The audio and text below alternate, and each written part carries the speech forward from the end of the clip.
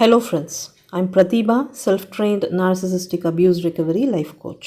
Narcissistic abuse பற்றின கன்ஃபியூஷன்ஸையும் டவுட்ஸையும் clarify பண்ணிக்கிறதுக்காகவும் ஹீலிங்காகவும் என்கிட்ட paid session attend பண்ணணும்னு நினைக்கிறவங்க ஸ்க்ரீனில் தெரிகிற இந்த வாட்ஸ்அப் நம்பருக்கு மெசேஜ் பண்ணுங்கள்.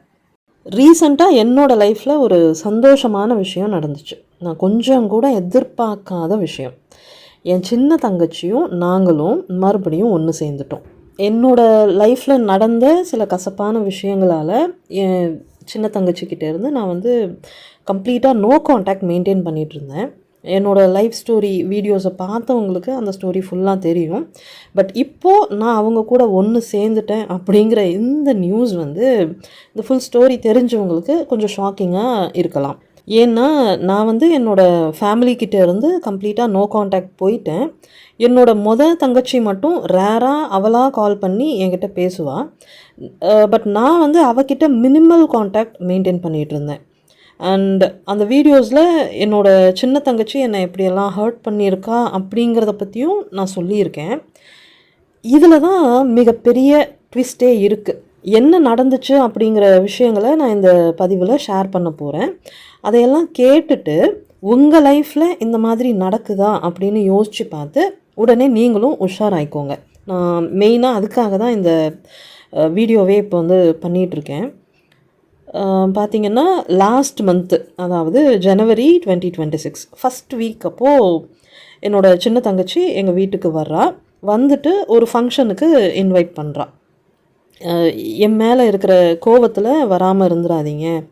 நானும் இப்போ தான் கொஞ்சம் கொஞ்சமாக எல்லாத்தையும் ரியலைஸ் பண்ணிகிட்டு இருக்கேன். நிறைய விஷயம் எனக்கு இப்போ தான் புரியுது. நான் ஏதாவது தப்பு பண்ணியிருந்தா கூட என்னை மன்னிச்சிடுங்க. எனக்கு உங்களை விட்டால் வேறு யார் இருக்காங்க அப்படின்னு சொல்லி அழ ஆரம்பிச்சிட்டான். அவள் அப்படி உடஞ்சி போய் அழறதை பார்த்ததும் என்னால் தாங்க முடியல. எங்களுக்கும் உங்களை விட்டால் யார் இருக்காங்க அப்படின்னு சொல்லி அவளை கட்டி பிடிச்சி நானும் அழுதுட்டேன். கண்டிப்பாக நாங்கள் வர்றோம் அப்படின்னு சொல்லி அவளை சமாதானப்படுத்தி அனுப்பி வச்சேன். கொஞ்ச நேரம் என்ன நடந்துச்சு அப்படிங்கிறது எனக்கு புரியவே இல்லை. 2 இயர்ஸாக நாங்கள் நோ கான்டாக்டில் இருந்த இந்த கேப்பில் அவளுக்கு நிறைய அவேர்னஸ் வந்திருக்குன்னு சொல்லி எனக்கு ரொம்ப ஸ்ட்ராங்காக ஃபீல் ஆச்சு. ஃபங்க்ஷனில் அவள் எங்ககிட்ட நடந்துக்கிட்ட அந்த விதம் ரொம்ப டிஃப்ரெண்ட்டாக இருந்துச்சு. இதுக்கு முன்னாடிலாம் எங்கள் ரிலேஷன்ஷிப் ரொம்ப கன்ஃபியூஸ்டாக இருக்கும். Hot and cold, pull and push pattern மாதிரி இல்லைன்னாலும் லவ் அண்ட் ஹர்ட் பேட்டர்னில் அது இருக்கும். பட் இந்த ஃபங்க்ஷனில் அவளோட அன்பை என்னால் முழுசாக ஃபீல் பண்ண முடிஞ்சுது. ஃபங்க்ஷன்லாம் நல்லபடியாக முடிஞ்சதுக்கு அப்புறம் அன்றைக்கி நைட்டு நாங்கள் நிறைய விஷயம் பேசினோம். எல்லோரும் லிட்ரலி அழுதுட்டோம். இந்த 2 வருஷத்தில் அவங்க எங்களை எவ்வளோ மிஸ் பண்ணாங்க, நாங்கள் அவங்கள எவ்வளோ மிஸ் பண்ணுறோம் அப்படின்னு நாங்கள் எங்கள் 2 சைட்லேயுமே தெரிஞ்சப்போ ரொம்ப கஷ்டமாக இருந்துச்சு. என்னோடய பையன் அவனோட சித்தப்பாவை கட்டி பிடிச்சிட்டு தேம்பி தேம்பி அழறான். தங்கச்சிக்கு 2 பொம்பளை பிள்ளைங்க, 2 பேரும் ஸ்கூல் படிச்சுக்கிட்டு இருக்காங்க. பெரிய பாப்பா என்கிட்ட கேட்குறா, நாங்கள் என்ன பண்ணோம், ஏன் நீங்கள் எங்ககிட்ட கூட பேசலை அப்படின்னு. அண்ணாவை நாங்கள் அடிக்கடி பார்ப்போம், ஆனால் அவனும் எங்ககிட்ட பேசவே மாட்டான், எங்களுக்கு அப்போல்லாம் ரொம்ப கஷ்டமாக இருக்கும் அப்படின்னு சொல்லி அவங்க 2 பேருமே அழறாங்க. தங்கச்சி சொல்கிறா, நான் உங்கள் வீட்டுக்கு பேசலான்னு யோசிப்பேன், கிட்ட இருக்க போய் தானே நான் உங்களை டிஸ்டர்ப் பண்ணுறேன்னு சொல்லி நீங்கள் வீடு காலி பண்ணிவிட்டு வேறு எங்கேயாவது போயிட்டீங்கன்னா அப்புறம் எங்கே இருக்கீங்கன்னு கூட எனக்கு தெரியாமல் போயிடும்ல, அதுக்கு பயந்துக்கிட்டே நான் அமைதியாக இருந்துடுவேன், உங்களை தொல்லை பண்ண வேண்டாம் அப்படின்னு நான் ஒதுங்கியே இருந்துட்டேன். 4 நாள் கோகுலை பார்க்க முடியலைன்னா உடனே வீட்டு பக்கமாக நாங்கள் செக் பண்ணுவோம். கேட்டுக்குள்ளே துணி காயறது பொருளெல்லாம் பார்த்துட்டு ஓகே நீங்கள் இன்னும் அங்கேயே தான் இருக்கீங்க அப்படின்னு கன்ஃபார்ம் ஆனால் தான் எங்களுக்கு நிம்மதியாக இருக்கும்னு சொல்லி அவளும் ஒரு பக்கம் அழறா. விஷயம் என்னென்னா, நாங்கள் 2 பேரும் ஒரே ஏரியாவில் ரொம்ப பக்கத்தில் தான் இருக்கோம். லிட்ரலி மொட்டை மாடியிலேருந்து கூப்பிட்டோன்னா அவங்க மொட்டை மாடிக்கே கேட்கும். அந்தளவுக்கு கிட்டக்க தான் இருக்கோம் நாங்கள். என்னோடய தங்கச்சி இதையெல்லாம் சொல்லிவிட்டு அழும்போது நானும் அவகிட்ட சொல்கிறேன், எங்களுக்கும் ரொம்ப கஷ்டமாக தான் இருந்தது. கோகுல் சொல்லுவான், நான் இன்றைக்கி பின்னியை பார்த்தேன், சித்தப்பாவை பார்த்தேன், தங்கச்சிங்களை பார்த்தேன் அப்படின்லாம் சொல்லுவான். ஒரு தடவை பின்னி கழுத்துக்கு பெல்ட் போட்டிருக்காங்கம்மா அப்படின்னு சொன்னான். எனக்கு அதை கேட்டுட்டு ரொம்ப கஷ்டமாக இருந்துச்சு அப்படின்னு நானும் அவகிட்ட சொன்னேன். ஸோ நாங்களுமே அவங்கள பற்றி தினமுமே பேசிப்போம். அவங்களும் எங்களை பற்றி தினமும் பேசிகிட்டு இருந்திருக்காங்க. கோகுல் அவங்க சித்தப்பாவை கட்டி பிடிச்சிட்டு அழும்போது, நாங்கள் இருக்கோண்டா உனக்கு, நீ தான் எங்களோட பிள்ளை அப்படின்னு சொல்லி அவனை சமாதானப்படுத்தினாரு. நானும் என் தங்கச்சியோட பிள்ளைங்களை ஹக் பண்ணிவிட்டு, இனிமேல் என்ன நடந்தாலும் நான் உங்களை விட்டு விலகி போகவே மாட்டேன் அப்படின்னு சொல்லி அவங்களுக்கு நான் ப்ராமிஸ் பண்ணேன். என்னென்னா, நம்ம மேலே இவ்வளோ அன்பாக இருக்கிறவங்க எப்படி நம்மளை ஹர்ட் பண்ண முடியும்? அதுதான் எங்களுக்கு ரொம்ப டவுட்டாக இருந்தது. பட் இதை எப்படி அவட்ட கேட்குறதுன்னு எனக்கு தெரியலை. நீ இப்படியெல்லாம் பண்ணியிருக்கல, நீ ஹர்ட்டும் பண்ணியிருக்கல அப்படின்னு கேட்டால் மறுபடியும் ப்ராப்ளம் ஆகிடுமோ அப்படிங்கிற ஒரு பயம். பட் ஸ்டில் கேட்காம விட்டாலும் அந்த நெருடலோட இப்போது இந்த ரிலேஷன்ஷிப்பை கண்டினியூ பண்ண முடியாது இல்லையா? ஸோ இதெல்லாம் கேட்குறதா வேண்டாமா? அப்போ பாஸ்ட்டில் நடந்த இன்சிடென்ட்ஸை எப்படி எடுத்துக்கிறது? அதுக்கெல்லாம் என்ன அர்த்தம்? அப்படிங்கிற கன்ஃப்யூஷன் மட்டும் என்னோடய மண்டையை பராண்டிகிட்டே இருந்துச்சு. ஸோ அதையெல்லாம் பேசி ரிசால்வ் பண்ணாமல் இந்த ரிலேஷன்ஷிப்பை ஸ்மூத்தாக கொண்டு போகவே முடியாது அப்படிங்கிற முடிவுக்கு நான் வந்தேன். ஸோ நாங்கள் 2 பேரும் அதை பற்றி பேசியே ஆகணும்னு முடிவு பண்ணேன். பாஸ்ட்டில் நடந்த விஷயத்தையெல்லாம் ஒன்றுன்னா நாங்கள் டிஸ்கஸ் பண்ண ஆரம்பிக்கிறோம். அப்படி டிஸ்கஸ் பண்ண நடந்த விஷயங்களையெல்லாம் எங்களாலேயே நம்ப முடியாத அளவுக்கு ரொம்ப ஷாக்கிங்காக இருந்துச்சு. ஆக்சுவலி என்னோடய தங்கச்சி என்னை நிறையா ஹர்ட் பண்ணதாக நான் நம்பிகிட்டு இருந்தேன். ஆனால் அதை டிஸ்கஸ் பண்ணும்போது தான் தெரியுது, நானுமே அவளை நிறையா ஹர்ட் பண்ணியிருக்கேன். இதில் என்ன ஒரு கொடுமைன்னா, நாங்கள் 2 பேருமே ஒருத்தர் ஹர்ட் பண்ணியிருக்கோம் அப்படிங்கிற அந்த விஷயம் எங்களுக்கு தெரிய வரும்போது எங்கள் 2 பேருக்குமே அது ஷாக்கிங்காக இருந்தது. ஏன்னா இதில் நிறைய இன்சிடென்ட்ஸ் எங்களுக்கு சுத்தமாக ஞாபகமே இல்லை. அவள் என்ன ஹர்ட் பண்ணதா நான் சொல்கிற இன்சிடென்ட்ஸ் அவளுக்கு ஞாபகம் இல்லை. நான் அவளை ஹர்ட் பண்ணதா அவள் சொல்கிற இன்சிடென்ட்ஸ் எனக்கு ஞாபகம் இல்லை. எனக்கு தான் உன்னை ரொம்ப பிடிக்குமே, எப்போவுமே உனக்கு நல்லது நடக்கணும், நீ சந்தோஷமாக இருக்கணும்னு தானே நான் யோசிப்பேன். அப்படி இருக்கும்போது நான் ஏன் உன்னை இந்த மாதிரியெல்லாம் ஹர்ட் பண்ண போகிறேன் அப்படின்னு சொல்லி நான் அழறேன். அவளும் அதையே தான் சொல்கிறா, நான் எதுக்கு உன்னை இப்படியெல்லாம் ஹர்ட் பண்ண போகிறேன் அப்படின்னு சொல்லிட்டு அவளுமே அழறா. நிஜமாகவே நாங்கள் ஒவ்வொரு இன்சிடெண்ட்டாக பேசிக்கும்போது நாங்கள் ஒருத்தர் அப்படி ஹர்ட் பண்ணிக்கிட்டோம் அப்படிங்கிறத எங்களால் நம்பவே முடியலை. அந்த இன்சிடென்ட்ஸோட கிளிம்ஸ் கூட எங்களுக்கு ஞாபகத்துக்கு வரவே மாட்டேங்குது. ஞாபகத்தில் இருக்கிற சில இன்சிடென்ட்ஸ் டோட்டல் மிஸ் அண்டர்ஸ்டாண்டிங்காக இருக்குது.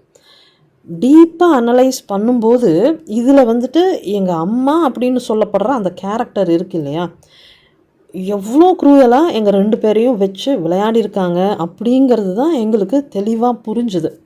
எங்கள் 3 பேரில் தங்கச்சியை கோல்டன் சைல்டாகவும் எங்கள் 2 பேரை ஸ்கேப் கோட்டாகவும் யூஸ் பண்ணியிருக்கு இந்த விஷப்பூச்சி. ஏன்னா நாங்கள் 2 பேரும், அதாவது நானும் என்னோடய சின்ன தங்கச்சியும் ட்ரூத் டெல்லர்ஸ். அம்மாவுக்கு பயங்கரமாக சப்போர்ட் பண்ணுவோம், அதே சமயம் அவங்க தப்பு பண்ணால் கேள்வி கேட்போம். ஸோ எங்களை ஸ்கேப் கோட் ஆக்கிட்டாங்க. பிகாஸ் இந்த மாதிரி டிஸ்ஃபங்க்ஷனல் டாக்ஸிக் ஃபேமிலி சிஸ்டம்லலாம் ட்ரூத் டெல்லர்ஸை ஸ்கேப் கோட்டாக ஆக்கிடுவாங்க. ஸோ இதுதான் எங்களோட இதுலேயும் நடந்திருக்கு. தங்கச்சி எனேபிளர். எங்கள் அம்மா என்ன பண்ணாலும் அவள் வாயே திறக்க மாட்டாள். எங்கள் அம்மாவை சாட்டிஸ்ஃபை பண்ணுற அளவுக்கு எப்படியெல்லாம் பக்குவமாக நடந்துக்கணுமோ அப்படியெல்லாம் அவள் நடந்துப்பாள். ஸோ அவளை கோல்டன் சைல்டாக ஆக்கிட்டாங்க. ஸோ அந்த கோல்டன் சைல்டுக்கு எப்பயுமே ஒரு ஸ்பெஷலான பிளேஸ் உண்டு எங்கள் ஃபேமிலியில். அவளுக்கு ரொம்ப ஸ்பெஷல் கேர்லாம் கொடுப்பாங்க.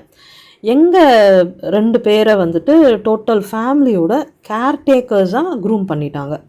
ஹோல் ஃபேமிலியை பேரண்டிங் பண்ணுறது தான் எங்களோட ரோல்.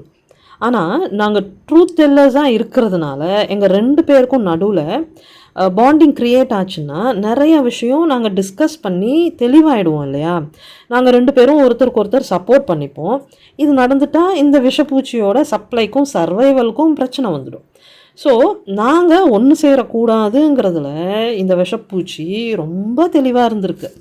செம்மையாக ஸ்கெட்ச் போட்டு எங்களுக்குள்ளே அந்த ஒரு கோல்டு வாரை க்ரியேட் பண்ணிக்கிட்டே இருந்திருக்காங்க. பிரெயின் வாஷ் பண்ணி ஒருத்தருக்கு எதிராக இன்னொருத்தரை தூண்டி விட்டுருக்காங்க. ஒருத்தர் ஹர்ட் பண்ண வச்சுருக்காங்க.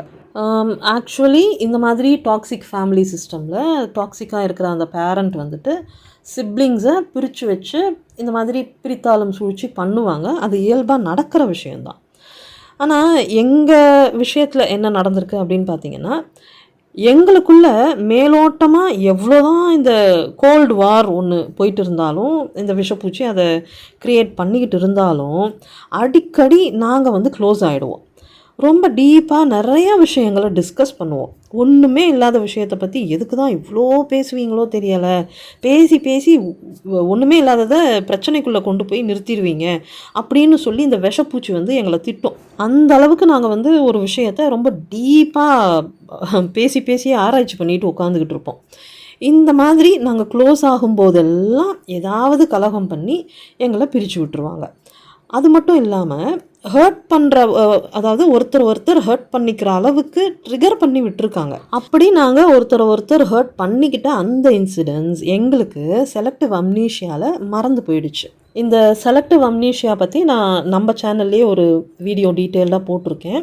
வேணுங்கிறவங்க அந்த வீடியோவை பார்த்து இது எப்படியெல்லாம் ஒர்க் அவுட் ஆகுது அப்படிங்கிறத பற்றி தெரிஞ்சுக்கோங்க.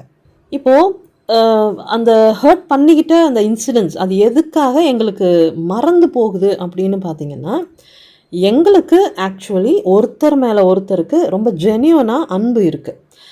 ஆனால் அம்மாவை சாட்டிஸ்ஃபை பண்ணுறதுக்காக, அம்மாவோட அன்பை ஜெயிக்கிறதுக்காக சைல்ட்ஹுட்டில் நம்ம சில காரியங்களை நமக்கே தெரியாமல் செய்வோம். சின்ன வயசுலேருந்தே அம்மா வந்து என்னோடய சின்ன தங்கச்சிக்கிட்ட நடந்துக்கிற அந்த விதத்தை பார்க்கும்போதும், அவளை பற்றி என்கிட்ட அவங்க தப்பாக பேசுகிறத கேட்கும்போதும், அம்மாவுக்கு என்னோடய சின்ன தங்கச்சியை பிடிக்காது அப்படிங்கிற டேட்டா என்னோடய சப்கான்ஷியஸ் மைண்டில் ஸ்டோர் ஆகிடும். உண்மையாக சொல்லணுன்னா, எங்கள் அம்மா அவளை பற்றி என்கிட்ட தப்பாக பேசும்போது ஆக்சுவலி நான் அவளுக்கு சப்போர்ட் பண்ணி தான் எங்கள் அம்மா கிட்ட சண்டையும் போட்டிருக்கேன். அது எனக்கு ஞாபகம் இருக்குது. ஆனால் சில சமயம் அவங்க என்னை ட்ரிகர் பண்ணி விடும்போது நான் எனக்கே தெரியாமல் என்னோடய தங்கச்சியை ஹர்ட் பண்ணியிருக்கேன். இது சப்கான்ஷியஸாக நடக்கிற ஒரு விஷயம். நான் இதை கான்ஷியஸாக பண்ணலை. அதே சமயம் எனக்கு என்னோடய தங்கச்சியை ரொம்ப பிடிக்கும். அவளை ஹர்ட் பண்ணுறது எனக்குமே ரொம்ப பெயின்ஃபுல்லான ஒரு விஷயம். அம்மாவை சாட்டிஸ்ஃபை பண்ணுறதுக்காக அவங்க என்கிட்ட அன்பாக இருப்பாங்க அப்படிங்கிற ஒரு அந்த எதிர்பார்ப்புனால நான் வந்து அந்த மாதிரி பிஹேவ் பண்ணியிருக்கேன். என்னோடய தங்கச்சியை நான் ஹர்ட் பண்ணியிருக்கேன். ஸோ நான் என் தங்கச்சியை ஹர்ட் பண்ணுற அந்த பெயின்ஃபுல்லான விஷயத்த என்னோடய பிரெயின் டோட்டலாக எரேஸ் பண்ணியிருக்கு. அந்த இன்சிடென்ட்ஸை எல்லாம் நான் ரொம்ப பர்டிகுலராக எந்த அளவுக்கு யோசித்து பார்த்தாலும் ஒரு சின்ன பார்ட்டு கூட எனக்கு ஞாபகத்துக்கு வரவே மாட்டேங்குது. இதே தான் டிட்டோ என்னோடய தங்கச்சிக்கும் நடந்திருக்கு. அவள் வந்து என்னை எப்படியெல்லாம் ஹர்ட் பண்ணியிருக்கான் அப்படிங்கிற அந்த இன்சிடென்ட்ஸை நான் ரொம்ப டீட்டெயில்டாக அவகிட்ட ஷேர் பண்ணும்போது அவளுக்குமே அதெல்லாம் சுத்தமாக ஞாபகத்துக்கே வர மாட்டேங்குது. யார் நானா அப்படின்னு ஷாக் ஆகுறா. அந்த இன்சிடென்ட்ஸை பற்றி நான் டீட்டெயிலாக சொல்ல ஆரம்பித்தேன்னா வீடியோ ரொம்ப லென்த்தியாக போகுங்கிறதுனால மேலோட்டமாக என்ன கேம் நடந்தது அப்படிங்கிறத மட்டும் நான் இங்கே எக்ஸ்பிளைன் பண்ணிகிட்ருக்கேன்.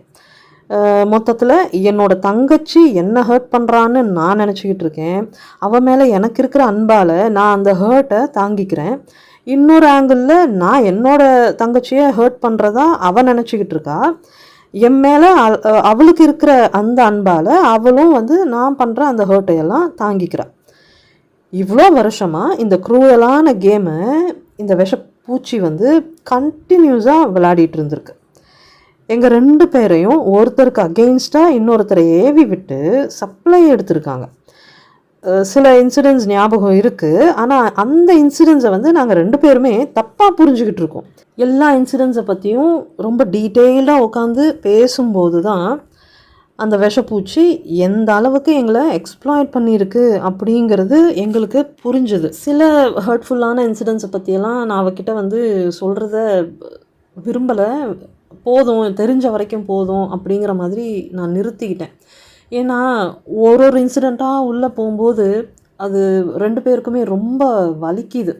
மேபி அவளும் வந்து சில இன்சிடென்ட்ஸை பேச வேண்டாம் அப்படின்னு விட்டுருக்கலாம். கண்டிப்பாக ஆன் த ஹோல் வந்துட்டு எங்கள் 2 பேரோட லைஃப்பில் என்ன நடந்திருக்கு, எவ்வளோ மர்மமான விஷயங்கள் நடந்திருக்கு அப்படிங்கிறது எங்கள் 2 பேருக்குமே தெரிய வந்துருச்சு. இதால் நாங்கள் எவ்வளோ இழந்திருக்கோம் அப்படின்னு யோசிக்கும்போது எங்கள் 2 பேராலையுமே அதை தாங்கிக்கவே முடியலை. பார்த்திங்கன்னா தங்கச்சிக்கு 2வது குழந்த பிறக்கும்போது என்னால் போய் பார்க்கவே முடியல. ஏன்னா அப்போது அகெயின் இவங்க பண்ண அந்த கலாட்டால் நாங்கள் 2 பேருமே லிட்ரலி பேசிக்காமல் இருந்தோம். குழந்தைக்கு 2 வயசு இருக்கும்போது தான் என்னால் மறுபடியும் அவளை பார்க்க முடிஞ்சது. பட் அந்த அந்த டைம் கேப் இருக்கு இல்லையா, அதை வந்து இவங்க எங்ககிட்டேருந்து பறிச்சுட்டாங்க. அதுக்கு முன்னாடியும் அதுக்கப்புறமும் ஏதாவது குட்டி கலகம் பண்ணி பண்ணி எங்களை பிரித்து வச்சுக்கிட்டே இருப்பாங்க. எனக்கே தெரியாமல் என்னோடய தங்கச்சியை நான் ஹர்ட் பண்ணியிருக்கேன் அப்படின்னு தெரிஞ்சப்போ இமோஷ்னலாக நான் ரொம்பவே உடஞ்சி போயிட்டேன். அந்த பெயினை என்னால் வார்த்தையால் சொல்லவே முடியாது. எங்களை பிரித்து வச்சு அவ்வளோ அட்டூழியம் பண்ணியிருக்காங்க இவங்க. எங்கள் 2 பேருக்கும் அவ்வளோ துரோகம் பண்ணியிருக்காங்க. எங்கள் லைஃப்பில் ஒருத்தருக்கு ஒருத்தர் நாங்கள் சப்போர்ட்டாக இருக்க வேண்டிய அந்த ஸ்டேஜஸில் நாங்கள் வந்து ஒருத்தர் விட்டு ஒருத்தர் பிரிஞ்சிருந்து அந்த டைமையெல்லாம் நாங்கள் ஆக்சுவலி மிஸ் பண்ணியிருக்கோம். ஸோ இப்போ எல்லாம் அதை எதை கொடுத்தும் ஈடு கட்டவே முடியாது இல்லையா. நாங்கள் பேச பேச அவ்வளோ விஷயங்கள் வெளியே வருது. இந்த கொடுமையெல்லாம் பேசி தீர்க்கறதுக்கு எங்களுக்கு லிட்ரலி 2 months ஆச்சு. இந்த விஷப்பூச்சிக்கு வந்துட்டு இந்த செய்வனை சூனியம் மேலெல்லாம் நம்பிக்கை ஜாஸ்தி.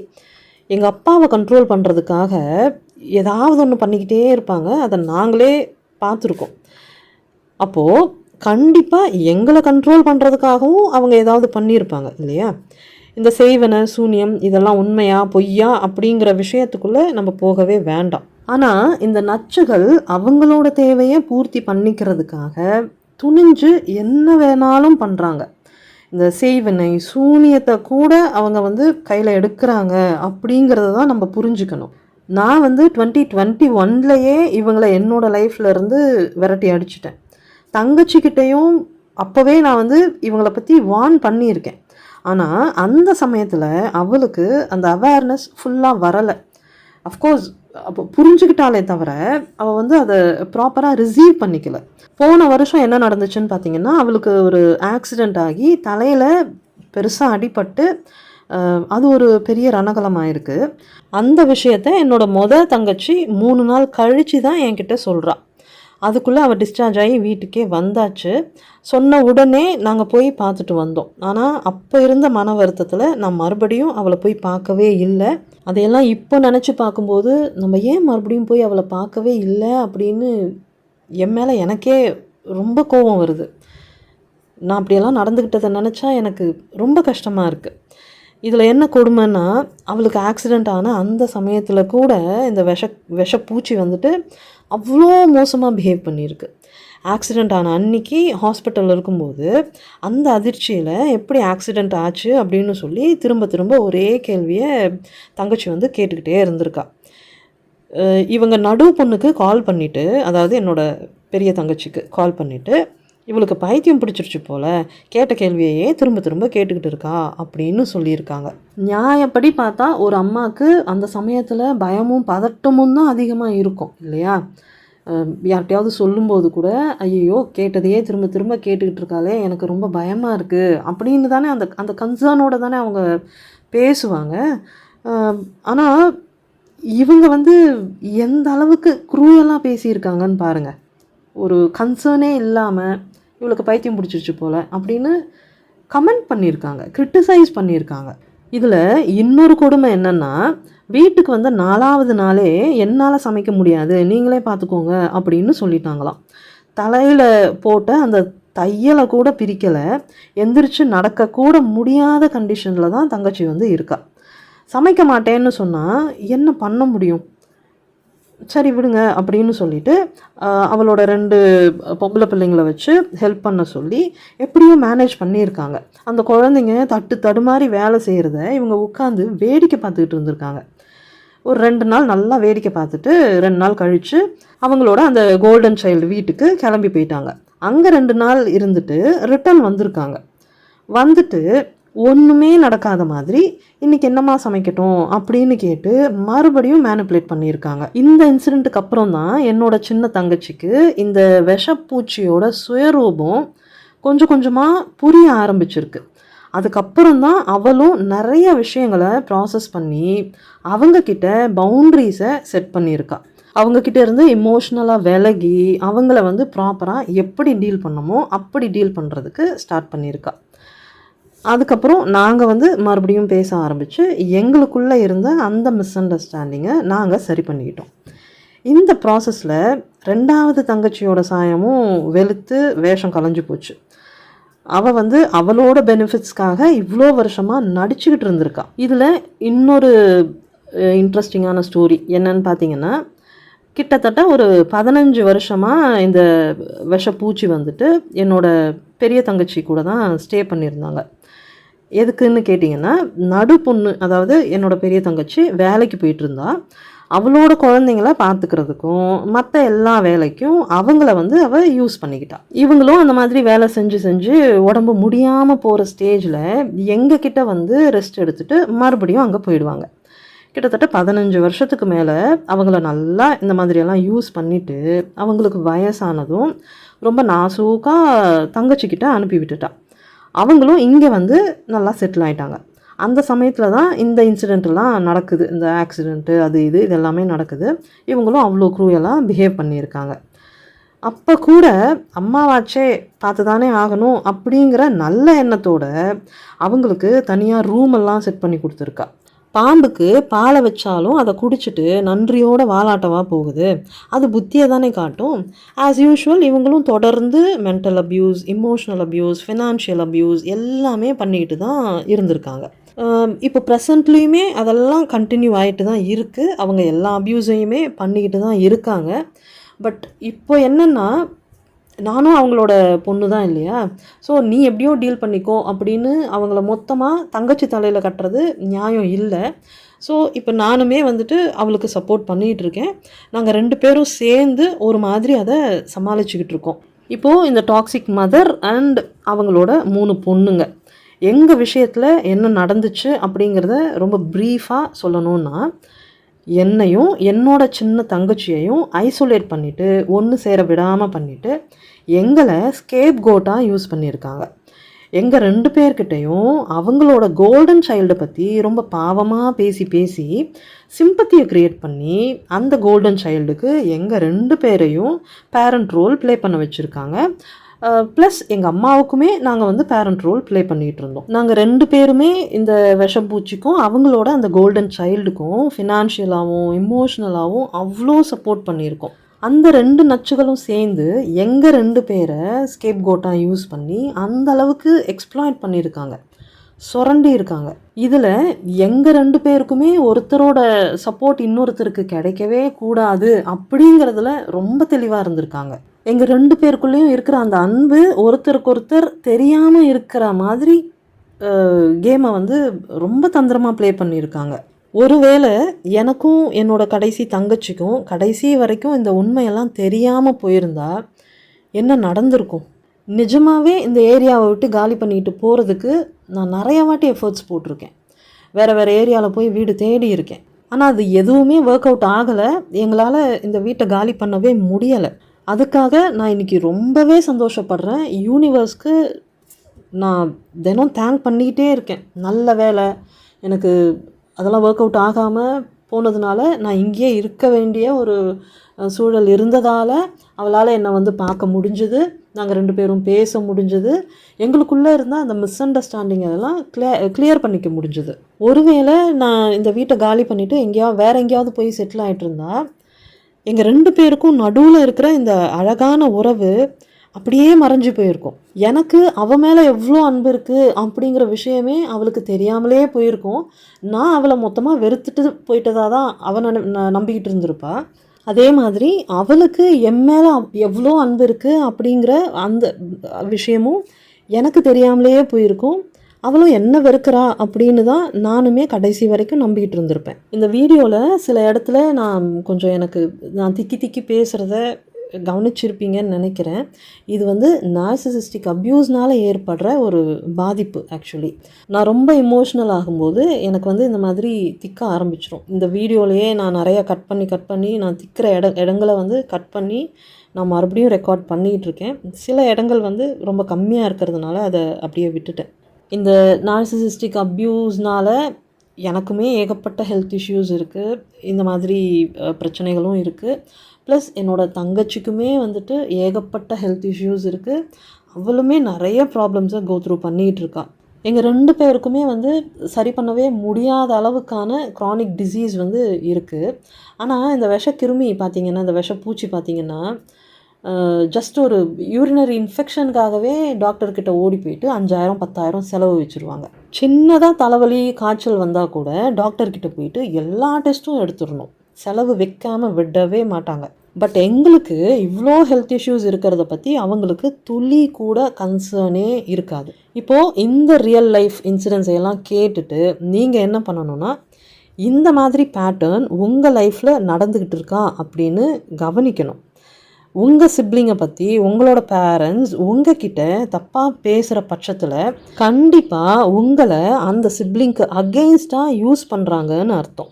உங்கள் 2 பேரையும் ஐசோலேட் பண்ணி ஒருத்தர் சப்போர்ட் இன்னொருத்தருக்கு கிடைக்க விடாமல் உங்கள் பாண்டிங்கை கட் பண்ணி உங்கள் ஸ்ட்ரென்த்தை குறைச்சி உங்களை ஸ்கேப் கோட்ஸாக யூஸ் பண்ணி அவங்க சப்ளை எடுத்துக்கிறாங்க. அவங்களோட சர்வைவலுக்கு உங்களை யூஸ் பண்ணிக்கிறாங்கன்னு அர்த்தம். அதே மாதிரி உங்ககிட்ட எந்த சிப்ளிங்கை பற்றி தப்பாக பேசுகிறாங்களோ அந்த சிப்ளிங்கிட்ட போயிட்டு உங்களை பற்றி தப்பாக பேசி அவங்கள உங்களுக்கு அகெயின்ஸ்டாக ஒரு வெப்பனாக கண்டிப்பாக யூஸ் பண்ணுறாங்கன்னு அர்த்தம். இதில் 3ஆவதாக யாராவது இருந்தாங்கன்னா அவங்கள பற்றி உங்ககிட்ட பாவமாக பேசி சிம்பத்தி க்ரியேட் பண்ணுற பட்சத்தில் கண்டிப்பாக அவங்கள அந்த சிப்ளிங்க்கு பேரண்ட் ரோல் ப்ளே பண்ண வைக்கிறாங்கன்னு அர்த்தம். இந்த மாதிரி டாக்ஸிக் பேரண்ட்ஸ் வந்துட்டு சிப்ளிங்ஸ் கிட்ட மட்டும்தான் இந்த மாதிரி டாக்ஸிக் கேம் விளையாடுவாங்க அப்படின்னு கிடையாது.